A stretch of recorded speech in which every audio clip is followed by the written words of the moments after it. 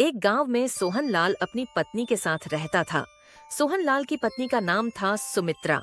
उन दोनों का एक बेटा था जिसका नाम था मुकेश। की शादी सोनम नाम की लड़की से हुई थी। मुकेश और सोनम की शादी को 6 महीने हो गए थे। एक दिन जब रीना के सास ससुर सोफे पर बैठकर चाय पी रहे थे और रीना सफाई कर रही थी, अचानक एक अजीब सी आवाज आई। आवाज सुनकर सोहनलाल अपनी पत्नी सुमित्रा को डांटता है और कहता है, अरे भाग्यवान, कम से कम चाय तो ठीक से पीने दो, या फिर चाय में भी इतनी अच्छी खुशबू डालना जरूरी है। तुमने तो मेरा जीना हराम कर दिया है। कभी कभार तो मुझे लगता है कि मैंने तुमसे शादी करके ही गलती कर दी।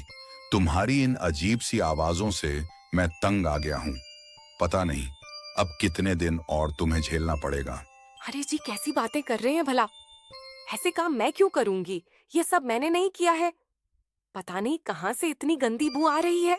सास ससुर दोनों की बातें सुनकर बेचारी सोनम वहां से चुपचाप चली जाती है ताकि किसी को पता न चले कि यह काम उसी ने किया था और उसकी बेइज्जती न हो जाए। दूसरे कमरे में जाकर बेचारी सोनम खड़ी हो जाती है, अपने आप से बातें करती है। हे भगवान, आज तो मैं बाल बाल बच गई। अगर मेरे सास ससुर को पता चल जाता है कि इतनी गंदी बू मेरे से ही आ रही थी तो पता नहीं वह मेरे बारे में क्या सोचते, और आज तो मुझे घर से बाहर ही निकाल देते। बेचारी आज तो बच गई, पर आगे क्या होगा? शाम को जब मुकेश ऑफिस से घर आता है, जैसे ही वह अपने कमरे में जाता है, अचानक एक बम फूटता है जिसे सुनकर बेचारा वहीं बेहोश हो जाता है।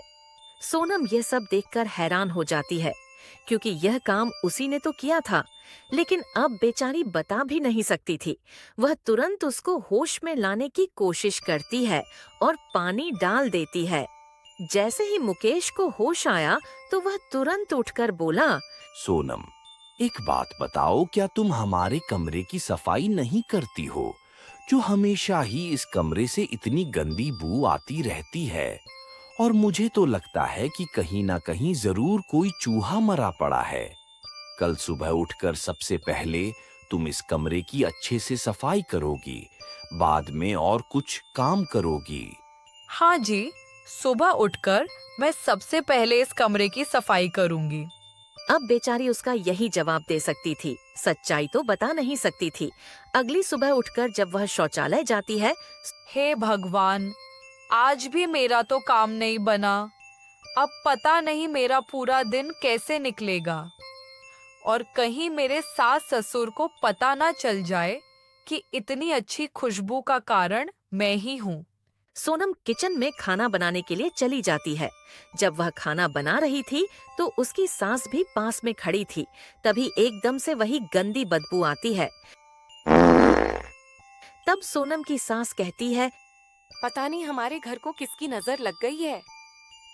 हमारे घर से अच्छी खुशबू आना तो दूर की बात है, इतनी गंदी बदबू आती है मानो हमारे घर में साफ सफाई तो जैसे सालों से नहीं हुई। पर मुझे एक बात समझ नहीं आती कि जब तुम बहू रोज सफाई करती हो, फिर भी हमारे घर से इतनी गंदी बू कैसे आती है? माँ जी, मुझे तो ऐसी कोई बू नहीं आ रही है, आप ही को आ रही है। पता नहीं आपका क्या नाक बड़ा हो गया है। सुमित्रा वहां से चली जाती है। फिर शाम को जब सब लोग एक साथ बैठकर डाइनिंग टेबल पर खाना खा रहे होते हैं, तभी अचानक बम फूटता है और वही आवाज आती है।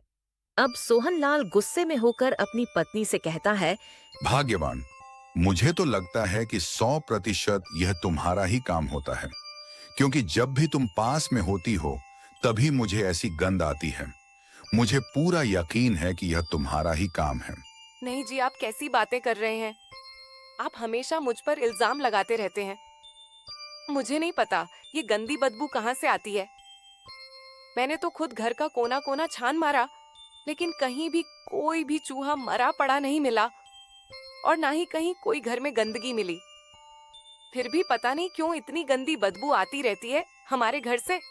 फिर एक दिन जब सुमित्रा अकेले बैठी होती है, तब कुछ सोचती है और अपने आप से बातें करती है। मुझे एक बात समझ में नहीं आती, जब हमारा घर इतना साफ सुथरा रहता है तो इतनी गंदी बदबू कहाँ से आती? अपने आप से यह सब बातें कर वह अपनी बहू को कहने जाती है कि वह पूरे घर को एक बार फिर से साफ करे और अब की बार फिनाइल लगाकर पोंछा लगाए।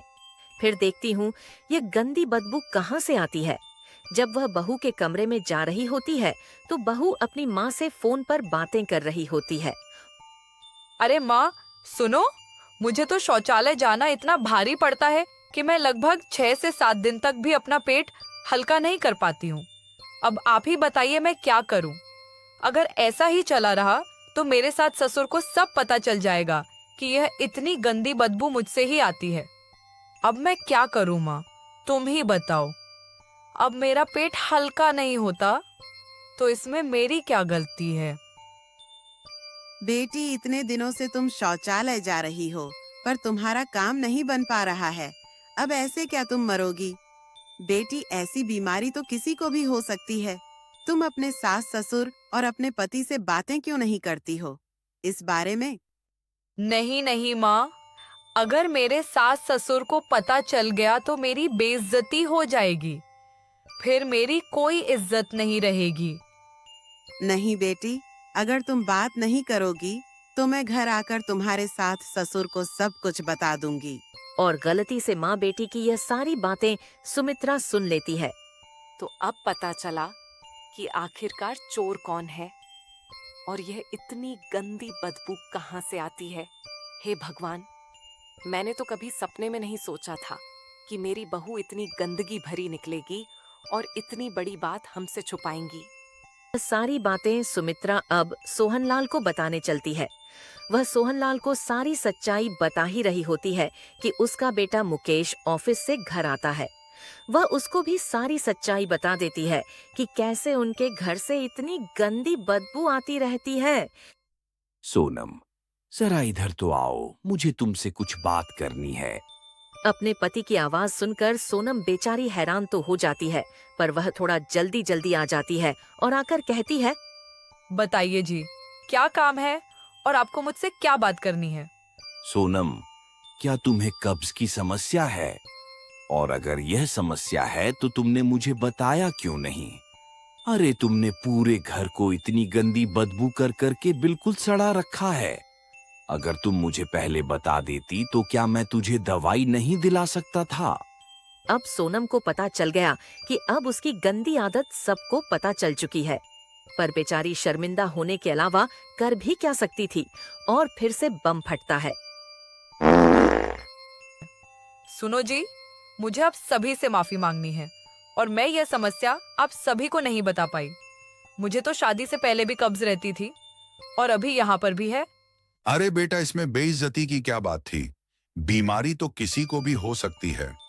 अगर तुम हमें यह बातें पहले बता देती तो कम से कम हमें इतनी गंदी बदबू में रहना तो नहीं पड़ता और अब तक तो तुम्हारी बीमारी का इलाज भी हो जाता। अब सोनम बेचारी शर्मिंदा होने के साथ साथ कहती है, हाँ पिताजी, अब तो मुझे भी ऐसा ही लगता है कि अगर मैं पहले ही यह सब बातें बता देती तो इतना सब कुछ ना होता। अब सोनम अपने साथ ससुर से माफी मांगती है। अब मुकेश अपनी पत्नी सोनम को दवाई दिला देता है और वह जल्द ही ठीक हो जाती है। अतः इस मजाक भरी कहानी से हमें शिक्षा मिलती है कि हमें हर छोटी से छोटी बात अपने घर वालों को जरूर बतानी चाहिए, ताकि हमें अपनी समस्या का समाधान मिल जाए, न कि हम घर वालों को दुगना परेशान करें। अगर हम अपने घर वालों को अपनी समस्या बता देते हैं तो उसका समाधान तो हमें मिलता ही मिलता है, फिर चाहे वह बीमारी का हो या फिर किसी भी समस्या का हो। Bye bye.